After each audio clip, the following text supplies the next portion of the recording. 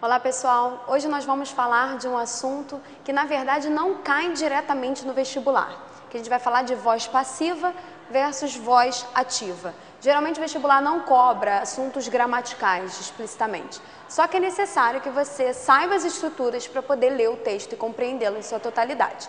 Então, por exemplo, essa frase, My grandfather built this house in 1935, eu tenho o verbo built, que na verdade ele está na voz ativa.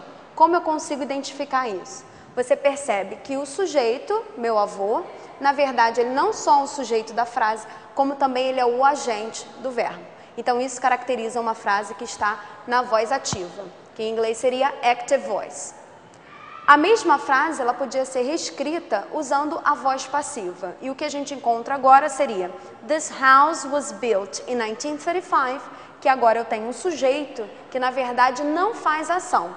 A casa não constrói, e sim é construída, e na verdade aqui foi construída porque eu tenho um tempo passado, em 1935. Agora eu queria focalizar com vocês na estrutura propriamente dita. Então nós vimos que na voz ativa o sujeito é agente e na voz passiva o sujeito é paciente. Só que para fazer a estrutura da voz ativa, você conjuga o verbo como você sempre aprendeu daquela mesma forma. Built, no caso, seria o passado do verbo build. Agora, para fazer a voz passiva, nós precisamos de uma expressão verbal, que seria, no caso, o verbo to be, conjugado dependendo do tempo da frase. Aqui, como a gente viu, 1935 é um tempo passado, então eu coloco o verbo to be no simple past, que seria was, seguido do particípio do verbo. Então seria, no caso, essa casa foi, verbo ser no passado, construída, particípio, em 1935. Agora, para que usar a voz passiva em vez de usar a voz ativa nas frases? Esse exemplo mostra claramente isso. Somebody should clean this room.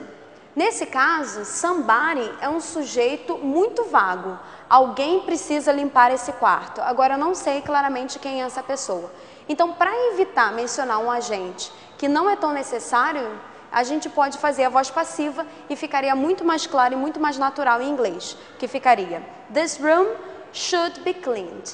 Esse quarto deve ser limpado, ele deve ser higienizado, ok? Então, o que a gente percebe nesse caso? Não é necessário mencionar o agente, by somebody, não preciso, porque ele, na verdade, é vago demais para ser mencionado.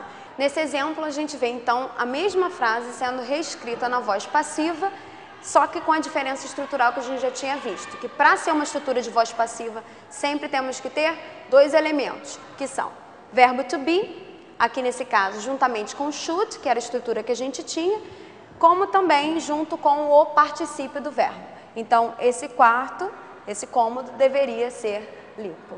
Então, a gente tem aqui a estrutura should be cleaned, não sendo necessário mencionar o agente. Então, é isso, pessoal. Até a próxima e boa sorte.